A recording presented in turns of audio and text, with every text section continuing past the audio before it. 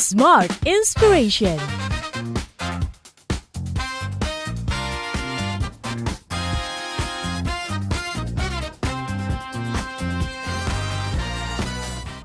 Hai Smart Listeners, selamat datang dalam podcast Smart Inspiration. Di kesempatan kali ini Tasya Rustama temani Anda. Dan kita mau tahu ya bagaimana pentingnya untuk bisa punya perusahaan yang tahu menempatkan diri, di mana mereka tahu banget pentingnya menjadi customer centric company dan lebih mendasarkan kepada keputusan top manajemen. Dan apa sebenarnya pentingnya jadi customer centric driven company? Di kesempatan kali ini kita akan gali itu semua bersama tentu saja ahlinya. Beliau adalah marketing research consultant, mentor dan juga coach, Mas Banto Twisano. Hai Mas Banto. Selamat pagi Mbak Tasya. Selamat pagi, terima kasih sudah menyempatkan waktunya untuk datang berbagi bersama dengan kami dalam podcast Smart Inspiration. Nah, kita di kesempatan kali ini mau ngomong the consumer and market insight nih, yang jadi spesialisasi Mas Banto begitu kan ya. Nah, kita tahu banyak perusahaan yang mengklaim bahwa kita tuh udah consumer centric banget, udah ngedengerin apa katanya konsumen, tapi masih juga meluncurkan produk yang gak kepake nih, gak nyentuh begitu kan ya. Nah, kesalahan terbesar apa sih dari perusahaan ini hingga akhirnya melakukan hal demikian? Oke, baik. Terima kasih sebelumnya atas kesempatannya Mbak Tasya. Mungkin saya akan mulai dari apa itu consumer market insight gitu ya. Mungkin kita di sekolah udah belajar pelajaran IPS ya, konsumen yang mengkonsumsi produk atau jasa. Kemudian market adalah tempat bertemunya konsumen dan produsen, sehingga terjadinya jual beli gitu ya. Nah, itu juga berlaku di sini, di mana perusahaan dalam hal ini yang menjadi produsen itu harus bisa mendeliver produk atau jasa yang sesuai dengan kebutuhan konsumen. Nah, dari mana mereka bisa tahu kebutuhan itu sesuai? Tentu didasarkan kepada yang disebut dengan insight. Insight. Masukan begitu ya kalau bahasa Indonesia. Betul, mungkin gampangnya itu masukan, tapi sebetulnya proses menuju insight itu tidak sesederhana itu gitu ya, karena nanti saya rasa kita juga akan bahas mengenai prosesnya itu sendiri. Tapi ibaratnya insight itu adalah alasan kenapa konsumen itu berperilaku seperti itu sehingga menjadi opportunity buat perusahaan. Ya, jadi konsumen bisa melakukan banyak hal, mungkin hal-hal yang selama ini kita rasa sebagai hal-hal sehari-hari, tapi belum tertangkap sebagai suatu opportunity buat perusahaan. Mungkin nanti kita bisa bahas beberapa contoh yang bisa memvisualisasikan itu gitu ya. Nah, cuman saya mau menjawab dahulu pertanyaannya tadi, bagaimana perusahaan itu menjadi memiliki consumer centric culture gitu ya. Mungkin saya tadi mengkoreksi sedikit bahwa top management itu tetap penting, decision dari mereka tetap penting. Cuman bagaimana supaya decision itu didasarkan kepada consumer centricity itu tadi gitu ya. Nah, yang disebut dengan consumer centric culture adalah ketika di dalam perusahaan yang menjadi fokusnya atau yang menjadi main source-nya itu adalah consumer insight. I see. Jadi segala sesuatunya didasarkan kepada bagaimana konsumen itu berperilaku sehingga menjadi opportunity untuk perusahaan gitu. Jadi top manajemen mendasarkannya kepada ke situ, tapi tidak menjadi the only decision factor gitu ya dari si top manajemennya itu.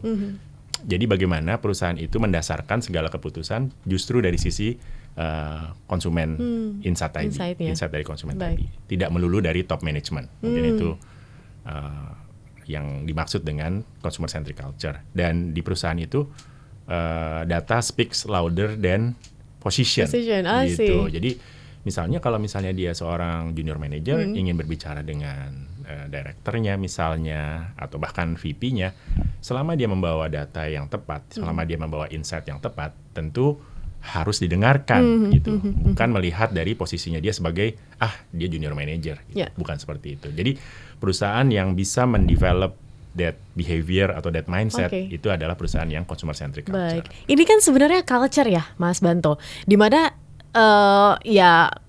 top manajemen ini mendengarkan gitu, karena kan pada akhirnya outputnya ini kan akan dipakai kepada konsumen, targetnya kan itu begitu. Tapi kenapa sih insight-insight tersebut, walaupun customer udah kami maunya seperti ini, tapi tetap aja cuma jadi slide aja gitu, nggak ada keputusan yang telak bahwa akan seperti ini. Apakah tandanya begitu ya, perusahaan ini tidak bisa menjembatani antara mungkin kepentingan perusahaan dengan customer-nya? Ya, mungkin ada dua hal yang harus dipahami. Yang pertama adalah kadang perusahaan itu terjebak dalam konteks bahwa merasa yang dimiliki itu sudah menjadi insight. Padahal mungkin itu masih dalam konteks data atau informasi. Itu yang pertama. I see. Jadi, kayaknya ini nih insight-nya. Padahal itu masih berupa data. Contoh, mungkin Mbak Tasya suka berlibur ya? Yeah. Suka berlibur, mungkin suka berlibur ke luar negeri. Mbak Tasya tahu nggak bahwa dalam tahun 2025 itu ada 34 juta trip ke luar negeri dilakukan oleh wisatawan Indonesia. Apakah itu sudah insight? Belum, karena itu masih berupa data. Yeah. Nanti berikutnya informasi lagi, famous destination trip buat Indonesia yang ke luar negeri atau wisatawan Indonesia yang ke luar negeri adalah Malaysia, Arab Saudi, dan Singapura. Apakah sudah insight? Belum. Oke. Kalau kita traveling ke luar negeri, kan pastinya kita pengen melakukan penukaran uang. Yeah. Nah, kita biasanya nggak pernah tahu tuh penukaran uang itu sebaiknya seberapa banyak sih gitu. Terus belum lagi kalau nukar uangnya di sana kena biaya penukaran, kena biaya transfer dari banknya gitu misalnya. Apakah itu sudah insight? Belum, ya, karena itu masih berupa observasi.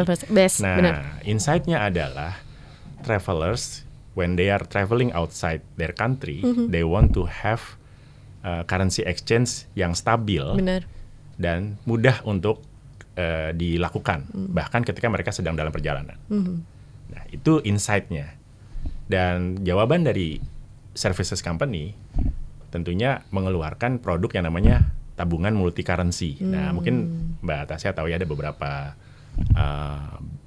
financial services yang menyediakan itu. Nah, itu proses mulai dari kita mengidentifikasi data, kemudian mengkombinasikan dengan informasi dan observasi menjadi insight. Dan insight itu yang dipakai untuk produk atau services yang dikeluarkan. Nah, itu. Jadi mungkin kalau saya balik ke poinnya tadi, banyak perusahaan yang merasa sudah menemukan insight tapi kelihatannya belum gitu ya. Itu yang pertama. Yang kedua adalah kayak tadi pertanyaan, kenapa masih merasa sudah ada insight tapi kok produknya gagal gitu ya. Karena insight-nya masih dalam bentuk insight aja. Belum ada eksekusinya seperti apa. Jadi seharusnya atau sebaiknya ketika itu disampaikan ke top management, itu sudah dalam complete picture gitu ya. Sudah tahu nanti kalau kita bicara produk ya, nanti dengan insight seperti ini produknya akan seperti apa, kemasannya bagaimana, harganya berapa, nanti dijualnya di mana. Jadi sudah full kita menyebutnya 6P execution gitu misalnya. Sehingga nanti pastinya insight itu tidak berhenti di slide, tapi jadi action dan actionnya sukses. Karena menjawab kebutuhan konsumen yang dibutuhkan, tidak berhenti di kebutuhannya aja, tapi di channel mana, di harga berapa, produknya seperti apa. Jadi selain tadi memahami proses dari data, informasi, insight, kita juga harus memahami bahwa supaya tidak terjebak kepada point of view semata gitu ya. Karena kadang-kadang kita melihat ada satu atau dua suara konsumen, memang itu sudah menjadi indikasi gitu ya. Kita harus mendengar lebih banyak konsumen supaya indikasi tadi menjadi validasi gitu ya, dan sehingga kita menjadi lebih confident untuk bilang bahwa oh iya ini benar, karena apa yang kita dengar dari 1-2 konsumen itu tervalidasi dengan konsumen yang lebih luas yang sesuai dengan target dari produk kita atau brand kita gitu ya. Pernah ada pengalaman juga bahwa satu produk kita harus merubah wanginya karena ada indikasi bahwa beberapa orang merasa bahwa wanginya kurang keluar gitu ya. Nah, kemudian kita validasi dengan banyak orang, ternyata betul, dan akhirnya kita review wangi dari produk tersebut gitu, sehingga seperti yang ada di pasaran sekarang. Kira-kira begitu, Mbak Tasya. Berarti prosesnya panjang ya, lumayan ya. Kan ini tadi kita ngomongnya itu aja dari data. Data aja ini perlu diolah lagi, dimasukin informasi lain jadi insight yang akhirnya perlu dieksekusi, ini jadi PR lagi begitu kan ya. Tentu sebuah organisasi terkadang begitu ya bias terhadap ini. Apa yang menurut Mas sendiri dibutuhkan agar ya ini tuh nggak terjadi dan bisa ngelit kepada arah yang tepat? Apakah partner salah satunya? Ya, mungkin disinilah salah satu pentingnya kehadiran seorang expert di bidang consumer dan market insight gitu ya, karena dia secara job profile orang yang punya expertise di bidang itu diminta untuk menjadi naive person. Naive person itu artinya dia benar-benar jadi orang yang sifatnya observant gitu ya, melihat segala sesuatunya tanpa ada judgement dulu gitu. Sehingga nanti dia bisa memberikan yang terbaik kepada perusahaan dari sisi insight-nya. Baik, silahkan smart listeners untuk Anda yang mungkin ingin reach out dan mau tahu lebih lanjut begitu ya. Mungkin perusahaannya berada dalam stagnansi hingga bingung nih sebenarnya maunya ke mana arahnya. Kemudian ngerasa bahwa kok jauh ya dengan customer. Siapa tahu Anda membutuhkan hal tersebut. Jadi langsung di reach out, di kontak, dan itu dia perbincangan di kesempatan hari ini. Terima kasih Mas Banto untuk insight-nya. Kita ketemu lagi ya di topik yang berbeda. Terima kasih. Dan Smart Listeners, terima kasih untuk Anda yang sudah bersama dengan kami. Kita tutup Smart Inspiration Podcast di kesempatan kali ini. Kita ketemu di lain episode. Sampai jumpa. Smart Inspiration.